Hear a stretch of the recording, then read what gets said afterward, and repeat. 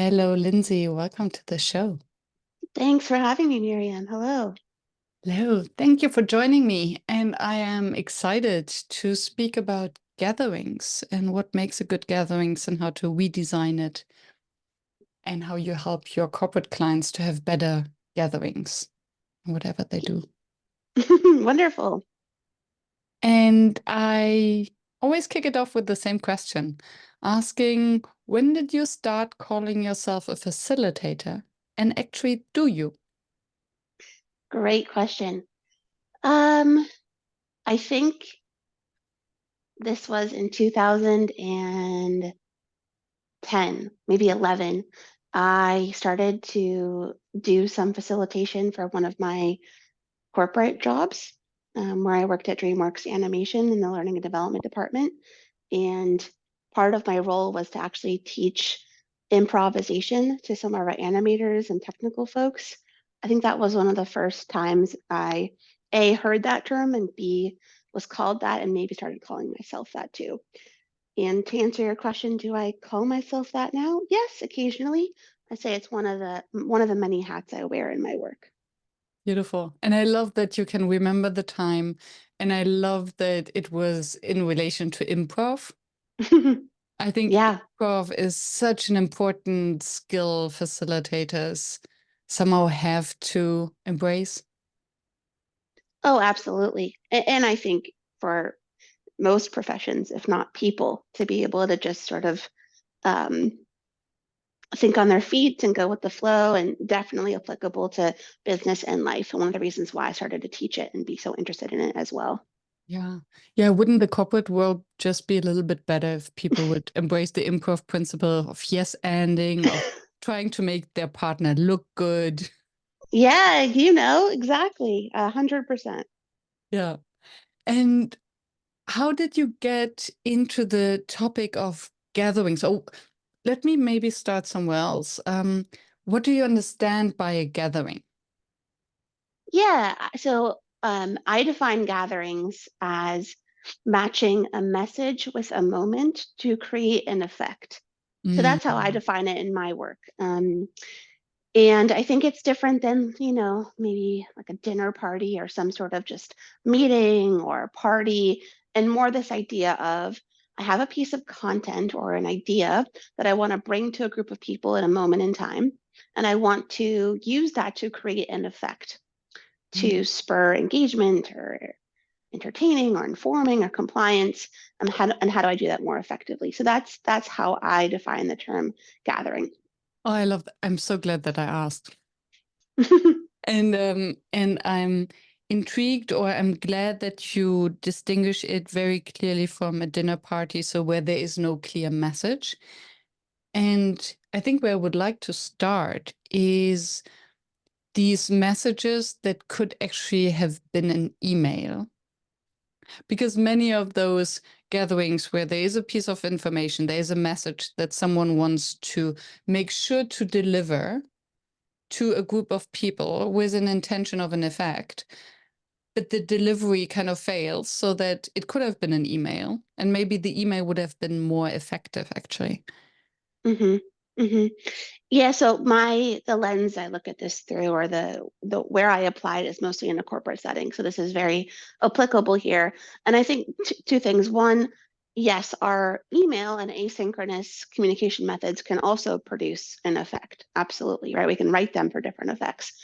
But one of the biggest challenges I see in my work is, do we even need to have a gathering? Do we even need to pull people Yeah. together in a room, whether that's virtual or in person? I'm sure we can talk about this for a long time. And oftentimes the needs of the participants are different than the needs of the folks who are putting the gathering together. Mm. Usually those in power, those executives, the folks who care about the message already or want to make the change, etc. And oftentimes what I see and or experience is, if I don't put people in a room, how will I ensure that they've heard it? And you and I know that doesn't mean that they've heard it or are excited to do something with it just because they're put in a room. So lots to say about that topic. Yeah, and I'd love to dive in because there are so many layers. You said that the expectations or the needs of those who are in the room and are supposed to receive the message are different from those who are sending them. And as you said, many messages could have been an email. So what is the biggest misconception, and maybe the biggest after, just because someone is in the room does not mean that they're hearing the message? So what are most organizations getting wrong about these gatherings? Yeah, it's a good question and a big question. So let me just back up for just a second. So, we talked about my definition of gathering. The reason I say match a message with the moment is I believe gathering is inherently a communication skill. Yes, we're using our facilitation muscle, absolutely, but I believe it's primarily, used to communicate with folks. And I'm talking about, to be more concrete, things like trainings, town halls, offsites, retreats, conferences, the like, virtual or in person. And so how do we craft this message in order to move people in a certain way? And that takes some skill, it takes some attention, it takes some thought, it takes more than just putting sort of slides in a slide deck and hoping that we poof, sort of snap our fingers and change people. And that's what I help people do and help them think about. I think your question was, what do we get wrong? There's a few things. I'd say one of the biggest things is that we over-index on the tool versus the effect, meaning, especially in a corporate world, this is the reason why I got so interested in this topic, is we reach for a gathering as the default tool, oftentimes, to spark movement or change without really understanding how to use this tool. So everyone has a hammer, maybe we don't know how to use it. We reach for it all the time. And what I teach people to do first and foremost is to start with the effect that they want to create, not just the tool or the content itself. So what do we need or want for the people in this room? What's the effect that we want? If we look towards the end, the gathering is over, what will people now know or do or believe or say, etc.? And in my experience, there's really one of four effects that you can create. And if it's okay, I'll briefly share those four effects. Mm-hmm. So there's four effects. One is compliance. So your standard sort of check the box, do what you're told. And I'd say many, many, many corporate gatherings have this effect of compliance, even though the folks who are creating the gathering probably aren't aware that it's landing as compliance. If we, for the sake of this conversation, I'm going to use a metaphor of like a rock concert to sort of bring this to life. So compliance, maybe people will have bought a ticket to your show, right? Another effect is informing, meaning people will listen to your song. Informing is sort of your standard, maybe it's a training class or they're going to partake in information, but it might not lead to long-term behavior change or buy-in or ownership. The third effect is entertainment. So people might sing the song with you. I think a lot of the term edutainment is pretty familiar in the learning and development world. I think a lot of kind of learning events might feel entertaining, where we might laugh or have elicit a reaction, but might not be moved long term. And then the last effect that I think most of us want is engagement. And that's, we don't just sort of sing the song on our own, but we're going to share it with somebody else, meaning the gathering has a longer shelf life. It leads towards long-term behavior change, hopefully, buy-in, ownership, commitment, etc. And so the first step is to figure out, what do we need from the people that we're trying to affect? Which of these four effects do we need? And it's not always engagement, even though we think that's what we always need. And then based on that answer, we'll design it with that effect in mind. So I'd say that's one of the first things to do. Interesting. Thank you for walking us through that, because I was first surprised that for me an offsite with the intention of to create engagement is, I would consider that as a workshop, and then which is very different from a town hall, for instance, where the primary objective is to inform or maybe even compliance. And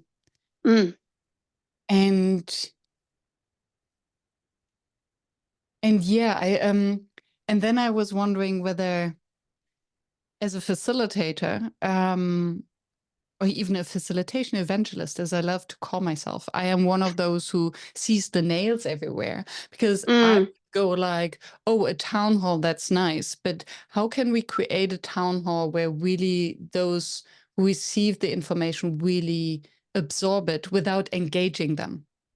mm-hmm, mm-hmm.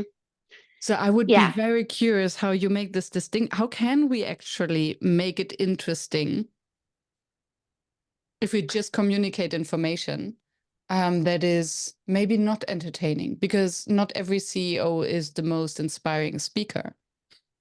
right. Yeah, so I actually think that every type of gathering has the option to create each of these four effects. So while as you might experience most town halls as informing, doesn't mean it has to be that way. You can intentionally create one that's engaging. Same with, an offsite. An offsite could be engaging, but you could unintentionally design it and it could feel like compliance. So the whole thesis of my work, or one of the theses of my work, is that you can design the gathering for the effect that you want. And oftentimes we're not even aware of the effect that we're getting. So part of my role is to at least bring that awareness to people about what's actually happening, and then Mm. how to make small choices that lead to different effects. And so, I have a model which maybe we can include in your show notes or website, where basically you can see how folks can sort of move their gathering around my compass model for different effects. And so you asked, how do I move this around? I mean, maybe we can get into that too. But certainly, they're all just like people are capable of growth and change, so are our gatherings. I love that. Such an optimistic outlook. And yes, I believe that. I believe that as well, because at the end of the day, nobody wants to be the boring person who stands on stage where everyone else is sleeping. Right. I hope not. Yeah, this would be quite rather cruel, or sociopathic, actually. Um, and where do you think is the mismatch then coming from? Is it that those who organize the gatherings are not doing the homework and don't understand what the participants want, but actually it's, as you said, a communication problem. So they haven't communicated the real intent, and then they are not able to translate the intent into the design to achieve that outcome? Or where does it break? hmm I think the main break is basically understanding how change works. The Hmm. reason I say that is I believe, gatherings are a tool for change, right? So if we um, think about it that way, then what we can learn or remember or leverage is that people don't actually change because of content.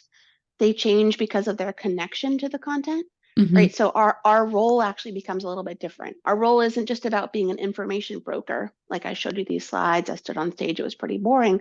Our role when we are on that virtual or in-person proverbial stage is to help connect what we care about with somebody else. Mm. And that is what creates that engagement. So you know, my lessons, my work comes from three disciplines I've been a part of, that I study, that I enjoy, which informs the work where I take a lot of lessons. People who are experts at, again, marrying a message with a moment to create an effect, to create change in people. And those disciplines are entertainers, funnily enough, people like comedians, Mm. musicians, entertainers, professors, Hmm. teachers, and then business people. How do these three professions actually help people feel more connected, not just to the content, but to each other? And so, just to make this point even more clear, the break is that it's not just about the content, it's about how connected people feel to that content. And Mm. the way that we do that is by creating the correct conditions in the room. So, as a facilitator, that's the whole ballgame. And that's what we're really about. I don't want to make this too complicated for people, so I'll just leave it at this idea of connection, connection, connection to the content. Mm. And when it doesn't connect with people, that's when you've got the blank stares, the sleeping, the boring, the checked out. So basically, oh, thank you so much.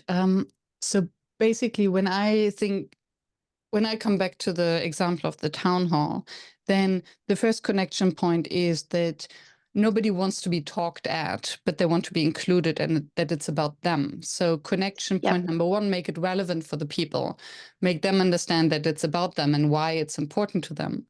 And maybe even before that, create a space where it feels safe enough to ask a question if you have a question about the content that has been shared.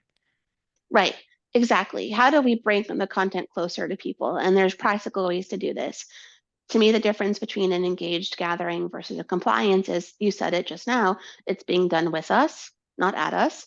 Mm. And it's about us, not about anyone, which means that we feel seen, right? It's relevant to us. But more than that, we have, this might sound silly for a town hall, but it's possible, we feel emotionally connected to the content. Yeah. And so if we go back to kind of, well, I guess my entertainment example, the difference between an entertaining gathering and an engaging gathering is this notion of emotional connection, Mm. right? And that's what we're aiming to do. We want to help people feel, as silly as it sounds, because that feeling is what's going to force us to act, to share it with friends, to remember it. That emotional part of our brain is so key to long-term change, and yeah. So that's some of the reasons why I care about this so much. It's Yeah, and it makes so much sense and turns it to an entire facilitated process where it's about helping those who are sending the message and going on stage to share, to first to build their communication skills, and then also to create or to build some empathy with the audience. Yeah, absolutely. Why don't I give folks a concrete strategy that we're kind of This would dancing be around? wonderful. Yes. So, and this might seem obvious to many of your listeners. I think to many people, though, it's less obvious, which is this idea of giving people time to debrief or digest or talk with each other. What I mean by that is, especially if let's use the town hall example since we're kind of on that here. If we're presenting a very content heavy section or something a little bit kind of difficult or um, long, what we might do is give people a break or a time or a prompt on the screen or a prompt in the chat to either think on their own or connect with somebody else, or in a breakout room or on a mural board, etc., just to apply that content to their own Mm-hmm. situation. Right? We can do this in a training class, in an offsite, any sort of gathering. But what it does is it's kind of like throwing out a fishing line to Mm-hmm. give people a chance to connect that content with their own needs. And the silly thing is people are doing that regardless of whether or not we give them that prompt. Yes. People listening to the podcast right now are like, okay, how do I connect this to my needs? How do I connect this to my needs? So if we don't just give people the option to do that already, help them do it. And that's what a facilitator is, obviously pretty skilled at doing, is helping people debrief, digest, take this content up as their own, put it in their own context, etc. And it's a really easy thing to do, I'd argue. A small choice, again, hopefully a large effect. Yeah, and a large effect on so many levels because as you're saying, people are doing it anyway, but if you're not actively, explicitly allowing them time for it, it uses their brain capacity and attention span on something else while the talk continues. And also Mhm. by providing space for that, it helps them to actually digest the content and then Exactly. to already process and do something with it, or to bring up some questions or points or emotions that the organization has to deal with anyway. And then it's better to come up early than later. And it will make them feel heard. So get some sympathy points with the person speaking to them. Yes, and if we put ourselves in the shoes of the leader who was on that stage, it can feel very scary to do something like this. And I know this to be true because A, we're sort of giving up control, and Mhm. B, we're also sort of inviting other people into our content. Like, Yeah. excuse me, I'm the one on stage. And what I Mm. say to that is, yes, I totally understand that fear. What will people say? What will happen? There's different ways to design this so that there's less fear of that. But one, you want people, this is where my learning and development background comes in. You don't just want to share the information. You want people to remember it, recall it, internalize it, use it, tell somebody else about it. You have to help them do that. You have to design this in a way where it's more brain friendly in this way too. So um, it's you will have to repeat your message less Yeah. if you use some of these techniques. And thank you so much for bringing up the empathy for the leader that it's scary. And what I hear is lots of experience in coaching these leaders through redesigning their gatherings. Very What much. I get Yeah. from you seem to understand them. And I would like to spend maybe just a second more there because I think in the facilitation world, it's something that we often underestimate or neglect what we're actually asking from the leaders for whom we're designing workshops or gatherings or meetings. That for them it is a big change and we're asking them to give up control. Hmm. So maybe from your experience, what are the biggest obstacles or the biggest hurdles for them to just lean in and say, okay, let's do it? And how do you coach them? What is your Yes. magic trick? I don't know if I have a magic trick. And your Let's what? experience. Let's take a step back. I think, yes, empathy for these folks is quite important. And in my role, I sort of straddle the line between the attendee or employee experience and then the people who are conceiving the gathering and up on, that proverbial stage. Because I'm working with both and helping them sort of see that honestly, what we both want, what those two groups want is the same thing. They both actually want to be seen, right? And what I mean by that is, and I'll get to your question more in a second, is when I talk to leaders, they say, well, no one turns their cameras on, or no one asks questions, or no one's engaging. They're like, well, I want to be seen. I want to know that my message is resonating. And the employees say, I want to be seen. I want my participation to be important. I want to be valued. I want to be heard. So part of what I do is just share that actually both groups are asking for the same thing, Mm, right? Um, for the leader who is kind of learning this skill, one thing I try to keep in mind is that the reason that we have such a routine around gathering, meaning we sit in a room, we uh, we think we'll just give people a list of topics, we'll throw a bunch of slides at them, people will open their brain and information will go in, is that for many of this is sort of what we believed education to be, how mm, we were institutionally sort of mhm, taught. And so that's, it's deep within us, right? So recognizing that this concept of experiential learning is pretty uncommon to many people. mhm, What I do is one of the things I ask them is tell me about a gathering that you were really affected by, mm, or get them to think about what stuck with them. And often it wasn't the content, it was the feeling. mm, And so when they can recall that experience, then it helps them a bit to put themselves in the employee's shoes. The other thing I do is to get them to the effect, and I say, okay, imagine it's 2 hours later and the gathering is over. What will people know or do or be or say afterwards? And that mm, gets them out of the list of content and more into the effect. So those are a couple of things that I do, but again, the whole ball game is small choices, baby steps, not like we're going to rehaul this entire thing because that's very scary for people. yeah. This in and of itself is a change management process. Yeah, totally, totally. And I recognize that and also the different skills behind it in terms of, well, now I understand the different hats you were referring to earlier, because it's the consultant and the coaching hat as much as the facilitator hat who's in charge of the design and the process. Hmm. And what I hear is to bring this humanness back. So to remind them of how they felt when they were in the audience. So switching the roles and connecting to their own emotions and to their own experiences, which might be easier than connecting to the big group of participants, but they need to hear that. I think yes, and the challenge of all of this is that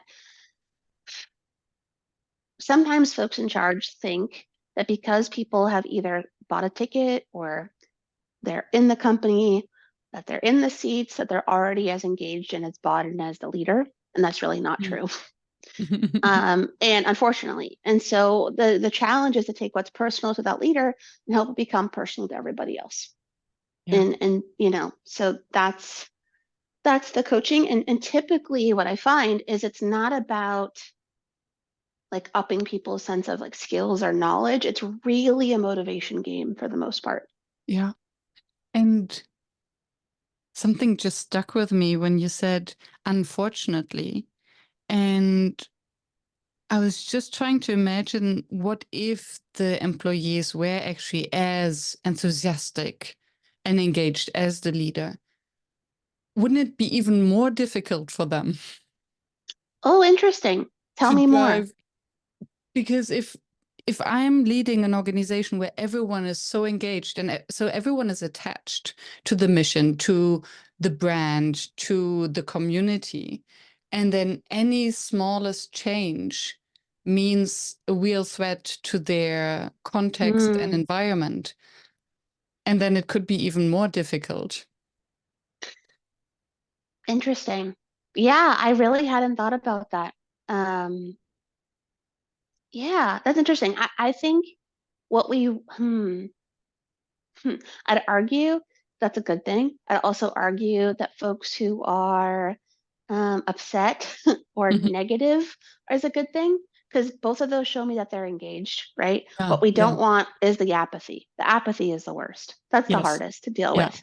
So, yeah. harnessing that energy is really good Mm, if we yes, can do it, thoughtfully. reminds me of the Aikido thing where you use the energy to redirect it. Mm-hmm. Yeah. Your resistors are great. Get the cynical people involved in your change efforts. Now we're getting a little in the weeds, but Mm, yeah, there's what I'm hearing underneath that is like this company or this material, whatever it is personal to people, right? And therefore the stakes are higher. And so that's great. We'll just be a little bit more careful and thoughtful. yeah.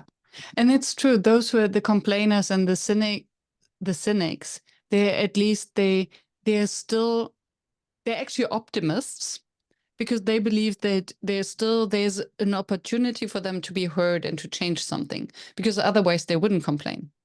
Mm-hmm. Mm-hmm. Yeah.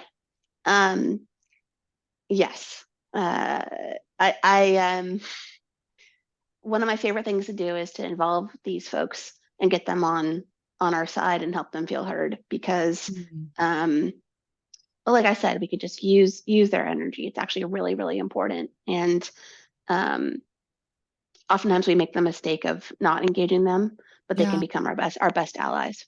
Yeah. And I think, and that's where for me as an external facilitator, sometimes it gets difficult because for me as an external, it's easy to embrace the difficult participants because I just met them.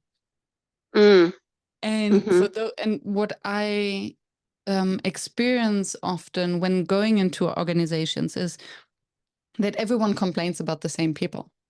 Oh, there we go again. We've heard that so many times. And then they want to warn me or any external facilitator about these personalities. And I find it then difficult to convince the others of how to giving them more of a voice. Does it sound like something familiar to you as well? yeah. I want to learn from you. How do you do that? What do you do? So well, it's more of an, I try to explain or to convince is a big word, but to get them on my side with reasoning, to tell them that they cannot push against anyway, and that these people are not complaining because they want to be the bad guys or they want to disrupt the workshop or the meeting, but they have something to say and they need to be heard, and how we can include them. to use their energy in a positive way. And I think once I can convince the client, the hiring client, of this strategy, it usually works wonders and they are surprised. And it takes effort to get them there. Yeah, it does. I think you used the word threat earlier. I think, especially in a work context, there's a lot at stake for folks. So it's our livelihood for one. Mm. So the more we recognize that and the more empathy we can bring, the better off we'll be. But yeah, I think people just want to be heard. And that doesn't mean that we're going to take all their suggestions, but this idea of helping them feel seen and recognized, giving them some sense of agency, ownership, some sort of a role is really, really key. And we can do that with actually everyone in our gatherings too, whether or not they're the outspoken and the frustrated and the opinionated. Yeah. And it was it today? I heard a snippet of someone citing some new research in the neuroscience, whatever. What was interesting is they said that, and it makes total sense, that asking someone to change is perceived as a huge threat to our identity and our livelihood. So, and what happens then that our system goes into high alert, and when we're afraid and scared, then we stick to what we know, hence we won't change. Mm-hmm. Not surprising. Right? And That when I makes, heard yeah. that, I was like, oh, this makes so much sense. I cannot believe that this is kind of a new insight in science. But Yeah. but when I was just thinking about that again, because thinking of these people that are disruptive, cynical, the naysayers, when we use energy to change them and ask them to just behave, to be silent, and all these things, then we basically reinforce their defense system that reinforces their behavior. Mm-hmm. Mm-hmm. On the other way, when we welcome them, say, oh, yeah, thank you for being negative. Thank you for showing us all the blind spots. Then they might actually calm down and be more supportive, just as a natural consequence. Because we've given them space to feel heard and not force them to do something differently and Yeah, they feel more treated them safe. like adults. Yeah. Yeah, I think that's the key part is treating people like adults. yeah, That's something that sometimes we forget to do. And actually, it's one of the things I remember or remind people of actually in corporate gatherings as well. Because power differences sometimes can make people think that that's not as important as it should be. yeah. So, yeah, that makes a lot of sense. And I'm just recalling, specific people in my head who I have used some of these techniques and tactics with as well, and befriending them, taking them aside. I think there is a delicate line too, right? Um, we may cut this, Miriam. So tell me if this is just like well, never mind. I don't want to go down that route. I think we're going down a rabbit hole, so I'm going to stop that part. Never mind. Although I love rabbit holes. Depends. Well, nah, it's a little too obscure for a Monday morning, so it's okay. Okay, cool.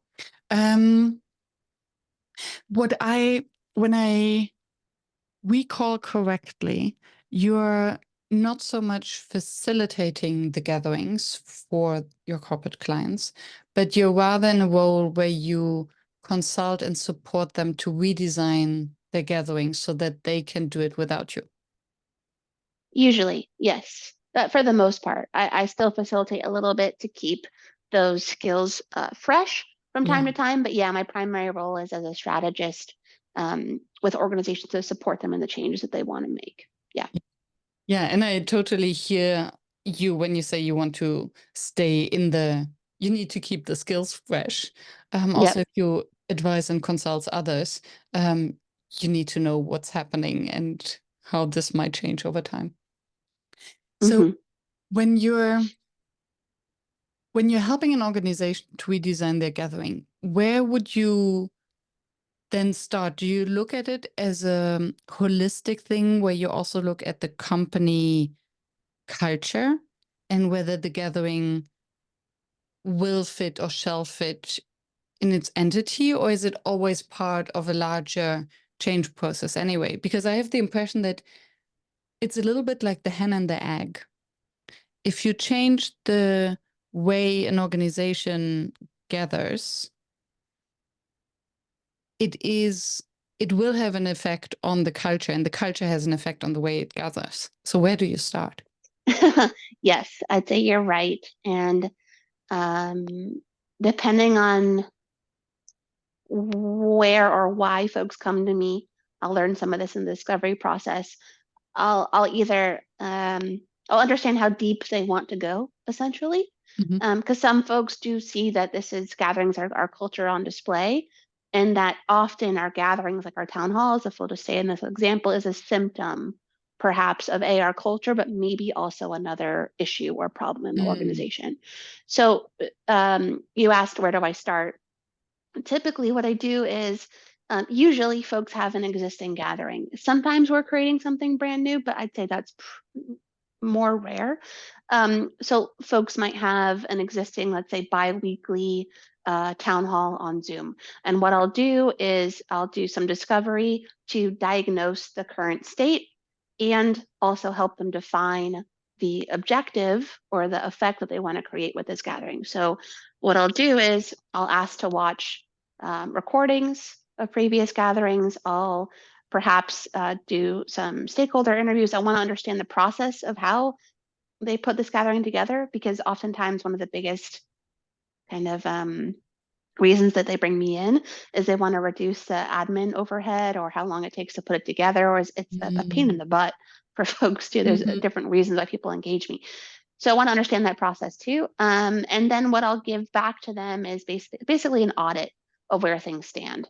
So I'll put it in maybe a quadrant. I'll say, well, it's actually compliance, or it's landing and entertainment, and where do you want to actually shift it to? Or 90% of your town hall feels like it's very push and you want it to be more pull. And so I'll use a common language, my common language, to help make it a bit more palatable, but also help explain sort of how we're going to shift it and move it. And so that's really the first step. And the second step is aligning on what we want the new gatherings effect to be. And oftentimes it's actually very difficult for folks to clarify the objective. I don't just mean, oh, we want it to be engaging. Okay, yeah, sure. Usually that's what people want. But really, why are you bringing people together? What's the need? Is it alignment? Is it to ease collaboration? What is the real reason why we're doing this versus like, oh, we've always done it this way, and this is just something that we have as part of our organization? Because that makes everything else easier once that's clearly defined. Yeah, and I can imagine that it's such a tricky question because, yes, of course, they want my engagement because they don't want to look into either dark screens or disengaged colleagues who actually answer their emails. But at the same time, do they really want the engagement to a point where everyone is asking difficult questions and where suddenly the town hall becomes a half-day event, and as opposed to a half-hour delivery of information? So when they ask for engagement, do they actually know what they're asking for? So yeah, be careful Yeah. what you wish for. Well, there's a lot to say here. One, I don't want to give people the impression that when you design for engagement, that means that things go off the rails and you're going to get tons of pushback and questions and probing. It's really not, for the most part, what I see. So let me just clarify that. Two, and maybe a bit of a small point, but I think an important one, is that oftentimes when I say engagement, it's actually different than engaging people. It's the method versus the outcome. So this is a little nuanced, right? But it's like, Thank you. Yes. am I being political, or am I a politician? Do I want it to be engaging, or am I actually interested in producing engagement, which means buy-in, behavior change, ownership? And not every gathering has to be engagement, meaning if you are teaching people about a new policy in your company, compliance is fine. Not everything is driven towards this need for engagement. And I think that's part of the problem. So you can also have a fantastic town hall that's purely about informing. And if that's the case, then what I help people do is really focus on making sure the information is understood and retained and recalled. Yeah. And so again, so that's one point. The last point in this little area is where we often go wrong. And you said town halls can turn into a half-day event. I hope not. But where that goes wrong sometimes is when people want 5 or 6 different effects, right? Mm. We want our town hall to do this and this and this and this and this, and that's what I call stuffing the suitcase. And we stuff the suitcase for our vacation when we don't know where we're going. We throw everything in. Yes. And so when we remember that really our town halls or our gatherings can produce maybe 1, 2, maybe 3 at the most effects, then we can design it more intentionally too. Yes, it makes so much sense. And then it really forces them to think of the purpose. Why are we gathering in the first place? What is the message that I want to deliver and to what effect? Yes, and then it makes the measurement easier. Yeah. So a shocking number of gatherings or change programs don't have a measurement strategy. When I ask people for Mm. data on how it's going, it's mostly anecdotal, which is okay, but we're investing a lot of time and money in these programs. And, I really believe we can be better change agents with more thoughtful measurement strategies. So if we know what our gathering's intent or effect is, then we know how to measure it as well. So how would you then, so if the intent is compliance or creating a shared understanding, how would you measure that? Because it would be weird also to send out a questionnaire after the town hall to check whether people actually got the information. Well, first, if our intent is compliance or inform, I would argue maybe we don't need a gathering. Just to be Mhm. pretty clear, I think that's a good opportunity for asynchronous communication method. Mhm. But in terms of measurement, let's say, we're doing a town hall to remind people to sign up for benefits, right? So the measurement Mm. strategy would be how many people signed up for benefits. That would be the marker of success. So it may not be a survey, it might just be how many people took this action. Mm. Um, Yes. in term, so that's just one example. And then it's also interesting because then you can basically also measure the difference of the email sharing the information or in the newsletter or actually having a town hall. Right, right. Yeah, Yeah. And then I think another thing is if the town hall then, once it's engaging, suddenly takes much more time than initially expected, this might also be a sign that it's happening too rarely, or that there are actually other issues that must be discussed and taken time for. So it's also data. tell me more about what you're saying. Taking more time, what do you mean? Or one of the provocative points I made was that suddenly the town hall takes half a day instead of just half an hour. Uh-huh. And I think if this is an outcome of a redesign of the town hall, then it could also be the sign that, oh, there is something important going on in the organization and amongst the employees, that they actually need more time. So maybe they need more gatherings or they need a different format to actually get, yeah, everyone aligned or to get everyone to contribute and say what they need to say. I see, I see. A couple thoughts there. So one, you mentioned,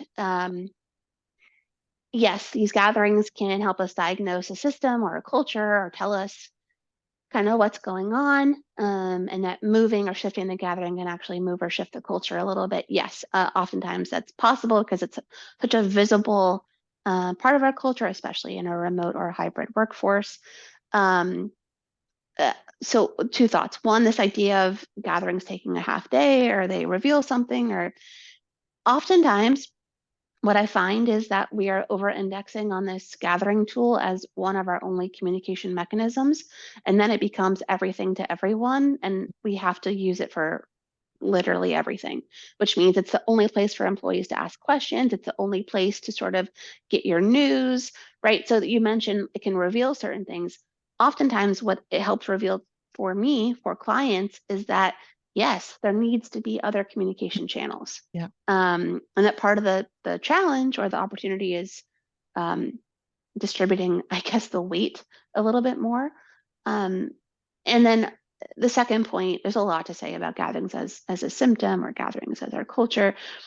I can watch a gathering and get a pretty good feel for a company pretty quickly.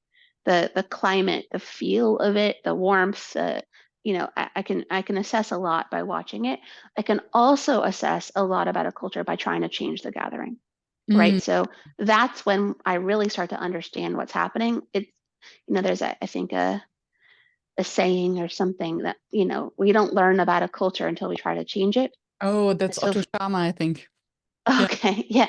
So for me, um, the majority of my work is not just the audit. Yeah, that's helpful, but really, it's about the implementation and the change of that. And that is what I think folks are really asking for. And oftentimes that's where I learn what's really going on. Fascinating. And it reminds me of a question that often comes up when about how do you send or the difference between the online and offline facilitation. And I believe that stepping into a Zoom room and maybe even watching a recording, as you said, you can sense a certain vibe, culture, something going on, although it's not articulated. How do you know? I mean, it's How do you feel it? um, well, I'm looking for a few things. I'm looking for how people partake in the chat. I'm looking for how the leaders speak to employees. I'm looking for how the other leaders interact. I'm looking for whether or not questions get answered directly. Mm. I'm looking for, um, uh, I mean, I've been doing this for so long that it's kind of easy to pattern match a little bit, Mhm. but I can tell when there's a real warmth to the culture, to the leadership, um, when people, how much effort has been put into the gathering, Mm. things like that. Um, I think it's just something that maybe comes a little bit more naturally to me. That's maybe one way. Yeah. There's other levers I look for, but those are more about communication. Yeah. And I wonder whether it's also maybe the way how people are welcomed, whether there are smiles on the faces, whether the cameras go on, because there are these gatherings or weekly meetings where everyone just joins and it's silent. Hmm. By the hour, the leader says, okay, it's 9 o'clock. I think we can start now. Yeah, yeah. I'll give you a practical example. There's a company I did some work for, where it was quite clear that the intention of that town hall was actually for employees to present to leadership Mhm. versus for leadership to present or share with employees. Meaning, anytime sort of a different employee group or department was invited to participate in the town hall, the only person that was giving feedback or they were interacting with was leadership. So to me, that told me that the town hall was actually meant for leadership. It wasn't meant for employees. Mhm. And I deduced from that, I was like, oh, that's interesting. That brought up questions for me about the culture, about the power structure. It got me a little bit curious. Yeah. So uh, there's just, yeah, I just pay a bit more attention maybe than the average person. And that's a fascinating example. And I wonder if you're open to share that, whether you would then advise them, or where would the conversation then go? Do they need just a different label to the town hall because it's clearly not a town hall? Or would it rather be an organizational shift that finds a different way of the employees to report to the leadership or to each other? Yeah, I think in this particular case, this was not a change that folks were interested in making, Mm, because this was a symptom of the culture. mm, Like, we're here to make Big Boss happy, right? That's kind of the implicit message. Not to be so extreme, but that's what it was. And so this gathering highlighted that, but I can bring it into awareness and I can sort of see there's appetite to change it, but it worked for these folks. It was something that they are like, yeah, okay, interesting. Um, so in that particular example, it wasn't it didn't necessarily move the needle, but you bring up an interesting point that, the name, what we call these gatherings, actually says a lot about their intent or their effect, et cetera. And so maybe town hall isn't the right name, depending on what it is that we're trying to achieve. And also, these names or titles give employees a sense of certainty about what they're going to be spending their time on. So I think, to the larger point, we could be more thoughtful about what we call them and how we market them as well. yeah, to avoid the sugarcoating of something that's clearly not sweet. Yeah, potentially, or just to, be thoughtful or reduce threat in the brain, to your point. Mm, I'll give kind of a silly example.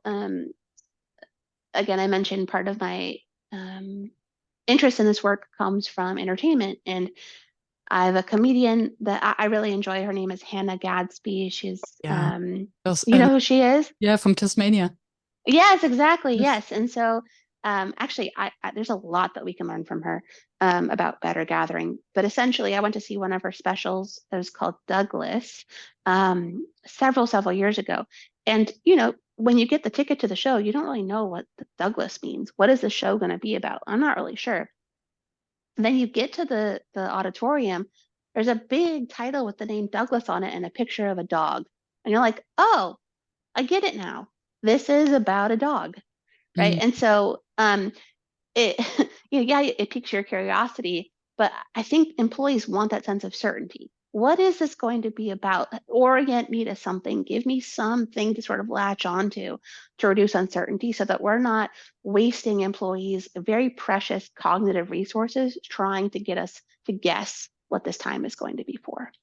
yeah, yeah, such a good example. And I think it's also coming back to what you said earlier, giving them the sense that it's about them and not the speaker. Mm-hmm. The inch of respect of, okay, I'm asking you for your time and intention that are your two most precious resources that you will never get back, whatever you do. So I treat it with respect and tell you why I want you to invest time and Mm-hmm. Mm-hmm. attention. Yeah, I can give you another entertainment example if helpful. Um, I'm trying to be as practical as possible here. So, well, I'll give you a couple of tips to sort of make this more employee centric, but also be more thoughtful to their time. You can use this for town halls, trainings, offsites, all of that. Oftentimes, when we look at the messages that we receive that tell us to show up for these things or invite us in, what I find is that they talk about the message. We're going to go over this content, here's the agenda, this topic, etc. What they don't do is talk about the moment, like why you're here, why this time, why we need you. And Mm, I remember what's it for one them? exactly one of my favorite comedians, another one, his name is Mike Birbiglia. Um, I remember I went to see a show of his in New York several years ago, and he sent everyone in the audience an email the day before, basically reminding them of their purchase of the ticket, but also what they were going to experience together with him live. I was like, I'm so excited to have you here at the show. It starts at 8 o'clock. Please don't be late. We don't like stragglers. Please use the restroom before you come. We're going to have this really special experience. And what he was doing was talking about the moment. What's going to make this moment special? Why do I need you here? What's your sense of agency? What's your role? And oftentimes our gatherings miss that part. And so in our communication, talk about the moment. Why do you need your employees there? What role do they play? Why is this town hall different?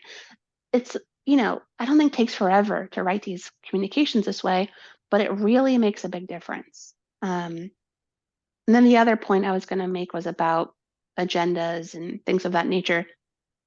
To help us gear or shift our communication to be more employee centric or attendee centric, one thing I suggest people do is to turn their agendas into questions instead of topics. Mm. So, what are the 4 questions you're going to answer, or what's the central question of our entire gathering? Not only does it get them to focus on sort of why they're there and what they're going to take away, but it also can also, again, pique curiosity and tease people into wanting the answer, and also help them retain the material too. I can totally see that, the curiosity part as well. And then they start also maybe talking about it or, yeah, paying more attention. Love that. Yeah, I think so. Yeah. And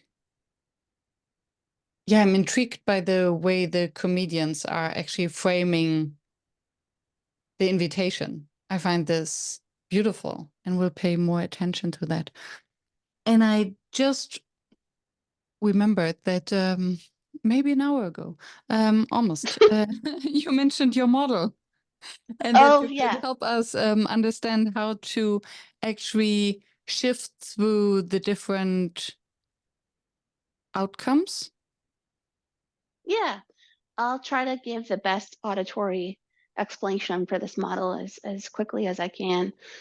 But imagine, a 2x2 essentially. And on the vertical axis is pull and push. And on the horizontal axis is one size fits all and personalized. Mm. And so let's just quickly talk about push and pull. So push and pull is a gathering done at me, push, or with me, pull, Mm. meaning how active or co-creating am I in the experience, and am I there by choice, things like that. One size fits all versus personalized. Is it about anyone or is it about me?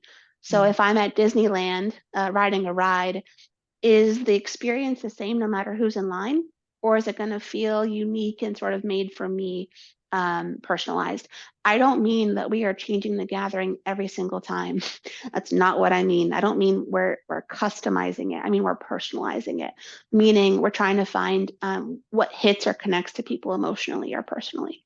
Mm. And The distinction. so, Thank you.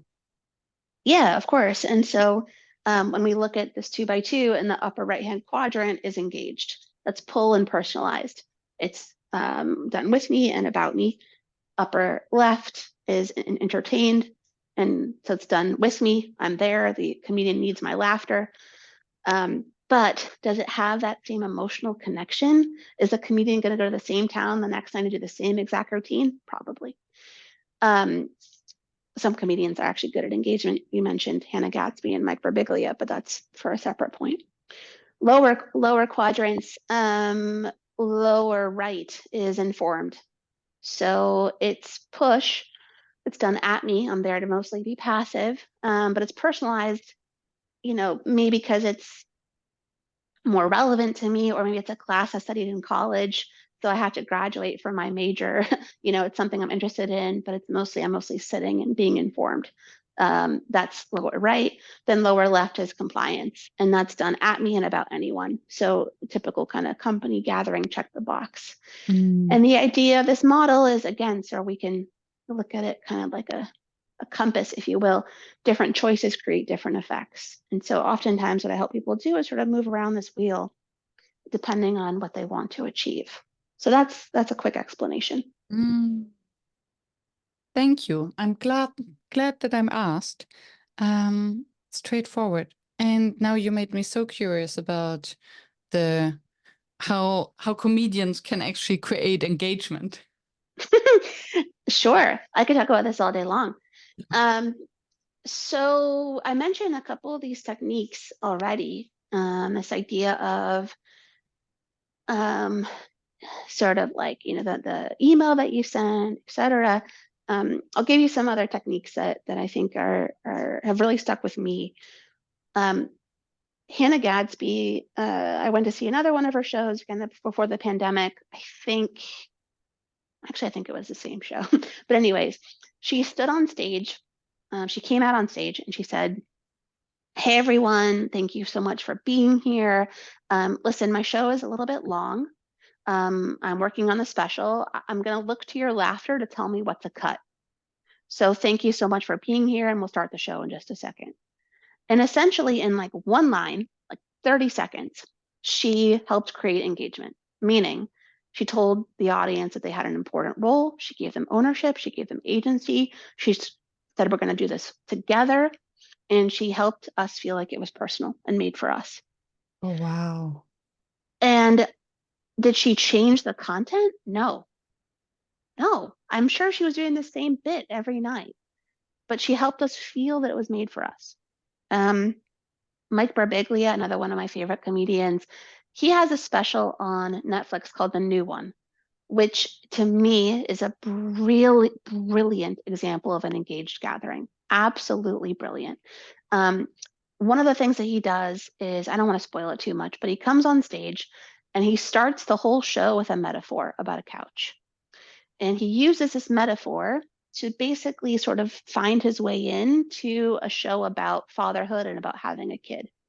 And the reason that he starts the show with a metaphor about a couch is he tries to create what's personal. He tries to create something universal to lead us into the personal. So what can everybody relate to? What we all nod our head about? Oh, we understand what it's like to have a couch. So he starts with something that we can all sort of agree with, something non-controversial to lead us into a more difficult subject. And oftentimes what I find great comedians or musicians do is they, again, make what's personal really universal. Quick side note, it's part of the reason why musicians, when they're introducing a song or they're at a concert and they say, "Oh, this is a song about love. This is a song about heartache. This is a song about whatever it is they're again trying to sort of reach into the audience and connect their content with you. And so again, these are things that we can all do and leverage with, again, sort of some small effects. So I could go on and on and on, but those are a couple of things. Thank you. Thank you. And because it creates the shared humanity. We're all human. We can connect to how it feels to be in love, heartbroken, and how it is to sit on a couch. Yeah. Yeah. And the reason that this is important, back to some of my earlier points, is it's about developing a sense of emotional connection, to feel something. Yeah, we want to laugh, but we want to feel. And that's what helps us remember, recall, share it with friends, talk about it on podcasts, etc. And that's the difference between entertainment and engagement. So yeah. Yeah. With all of that in mind, I always ask the question, what makes a workshop fail? And rephrase that, what would make a gathering fail? In a nutshell. In a nutshell.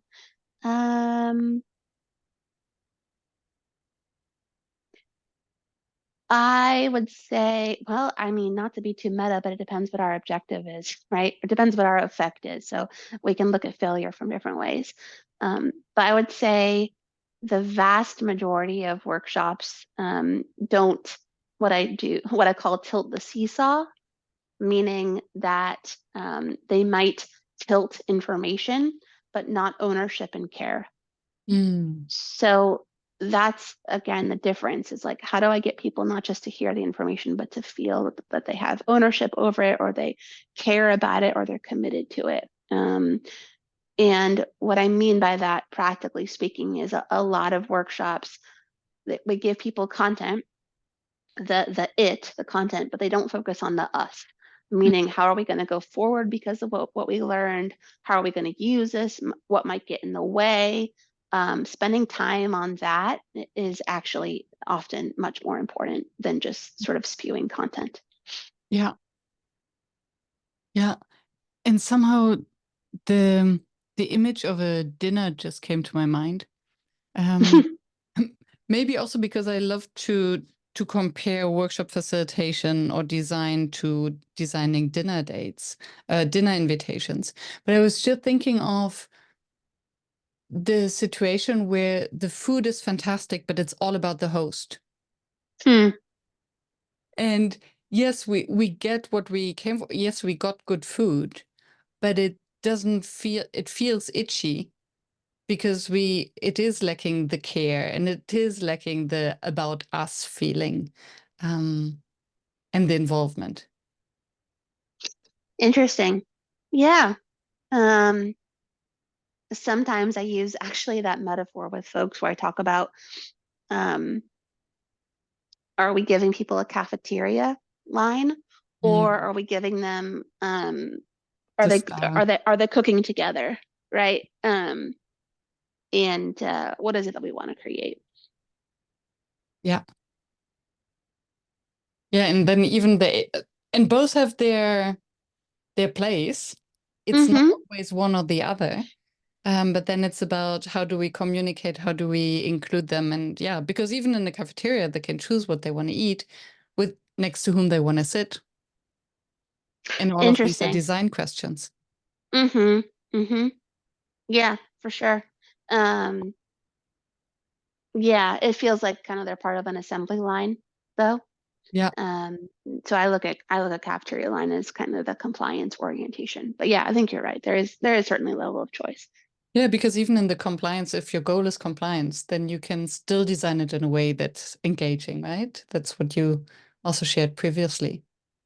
So even with the worst kind of circumstances, if you put a little bit of care and empathy for the audience in it. Yeah, let me say this briefly about compliance. One, I don't think we need a gathering if your goal is compliance, just to be real direct. But if you're going to do that, two things. One, have a section in your gathering that is about compliance. So, for example, if you have a town hall, again, we're talking about town halls a lot, that's okay. They're usually the most expensive meeting a company has. Um, put all of your compliance asks into one section.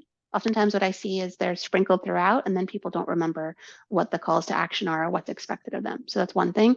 Two, if it's compliance, tell people what you want them to do. Tell them Mhm. what's expected of them. Sometimes we shy away from that because we think people don't want to be told what to do. They're adults. No, tell people what you want them to do. Be very clear, be very direct. It's a kindness to tell people what's expected of them. So um, even if it's something like compliance, there's still, I think, some best practices to use. Mm, yeah. Yeah, and people appreciate the clarity, what's expected of them, and then at least be clear. Yeah. Yes. With all of that work, what remains your number one facilitation challenge? Oh, goodness. What is my number one facilitation challenge?